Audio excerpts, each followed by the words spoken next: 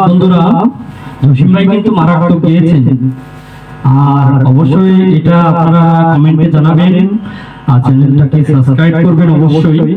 আর জসিম ভাই যে সুন্দর করে গানটা গিয়েছেন এটা কিন্তু বিপ্লবের গান, তো অনেক সুন্দর গিয়েছেন। এই গানটা কিন্তু আসলে বিপ্লবের গান, সবাই কিন্তু গেতে পারে না। হ্যাঁ, তো জসিম ভাই যেভাবে গিয়েছে তো আমি মানে ওনার প্রতি অনেক সন্তুষ্ট।